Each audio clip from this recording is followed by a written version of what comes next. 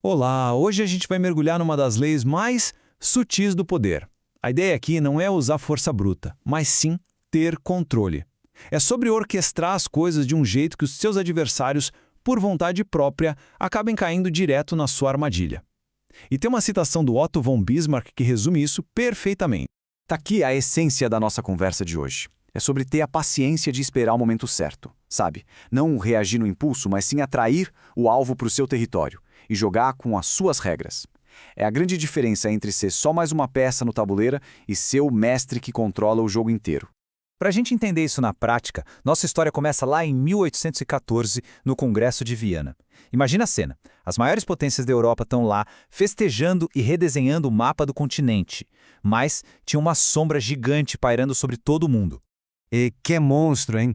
Mesmo exilado numa ilhazinha chamada Elba, Napoleão Bonaparte ainda colocava um medo danado em todo mundo. A tensão era tão grande que o czar da Rússia ameaçava soltar o monstro só para conseguir o que ele queria nas negociações. Napoleão era a carta na manga, o medo que unia todos eles.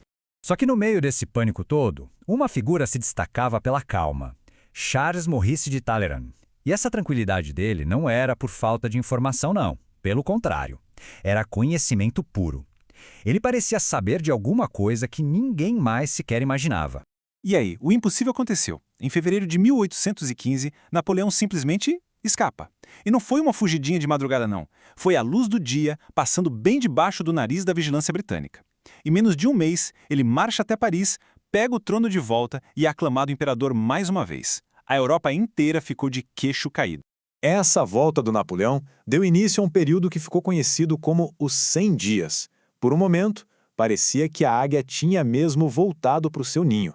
Por exatos 100 dias, Napoleão governou a França de novo. Só que essa glória toda era meio que uma ilusão, sabe?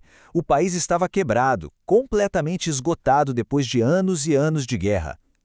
Toda aquela empolgação da volta dele não conseguia esconder a realidade frágil da nação.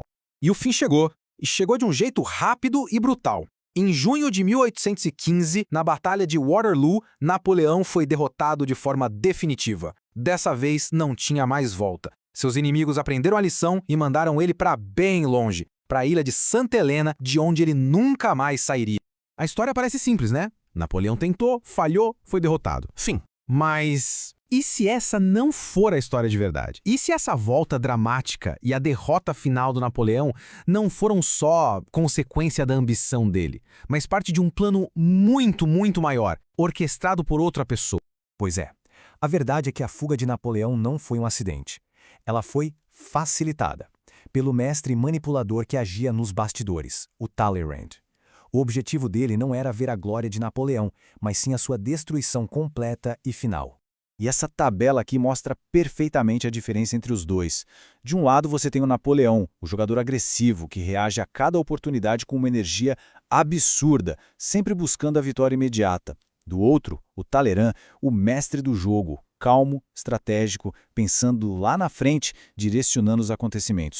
O plano do Talleyrand foi de uma simplicidade genial. Ele já tinha avisado que Elba era perto demais, mas ninguém deu ouvidos. Então, em vez de bater o pé, ele trabalhou quietinho nos bastidores, convencendo os outros a deixarem Napoleão escapar. Ele usou a própria ambição do Napoleão como isca, sabendo que ele ia voltar, começar uma guerra que a França não tinha como bancar e, assim, se autodestruir de vez.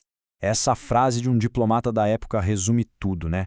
O Talleyrand criou uma crise de curto prazo, a volta do Napoleão, para resolver um problema gigantesco de longo prazo, a instabilidade que o próprio Napoleão representava para a Europa.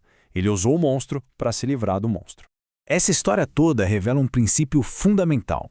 O verdadeiro poder não está na agressão, mas em fazer os outros reagirem aos seus movimentos, em fazer eles jogarem no seu tabuleiro. E aqui a gente formaliza a lei. Ter o controle da situação é tudo. Quando a gente faz as pessoas virem até nós, elas gastam energia, elas abandonam os próprios planos e entram no nosso território, onde a gente leva a vantagem. Um exemplo moderno e brilhante dessa tática a gente vê em lugares lotados.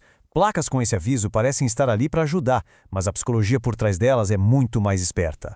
Ao ler a placa, qual é o reflexo de quase todo mundo? Levar a mão ao bolso para ter certeza de que a carteira está lá. Ao fazer isso, a pessoa acaba de revelar para qualquer batedor de carteira que esteja de olho exatamente onde ela guarda as coisas de valor. A própria placa de aviso é a isca. Vamos para outro exemplo histórico. Na Guerra de 1905, a Marinha Russa era muito superior, mas os japoneses usaram a isca. Eles espalharam informações falsas, forçando os russos a fazerem uma viagem absurdamente longa e desgastante. Quando a frota russa finalmente chegou, exausta, tensa, os japoneses que estavam descansados e no seu próprio território simplesmente aniquilaram eles. Atacaram o vazio com o cheio. Mas olha, essa lei não é uma regra de ouro para tudo, tá? Existe o inverso. Tem momentos em que a agressão rápida e não a paciência é a chave para o controle. A escolha da tática depende totalmente da situação. Se o tempo joga a seu favor e as forças são parecidas, atrair o inimigo é o ideal. Mas se o tempo está correndo contra e o adversário está em desvantagem, um ataque rápido e surpresa pode acabar com o moral dele, sem dar chance para ele pensar ou se organizar. Essa frase famosa do pugilista Joe Louis captura perfeitamente a essência dessa abordagem agressiva. É um ataque sem trégua que não dá espaço para o oponente respirar, planejar nem escapar. É você que vai até ele em vez de esperar que ele venha. Mas o objetivo, nos dois casos, é o mesmo: controlar os termos do jogo. E no fim a gente fica com essa pergunta, né? A Lei 8 nos ensina a força gigantesca da paciência, da isca. Como Talleyrand provou, o verdadeiro mestre do jogo não é quem faz o movimento mais barulhento, mas quem faz os outros se moverem do jeito que ele quer. A decisão de quando atrair e quando atacar. Essa é a verdadeira arte do poder.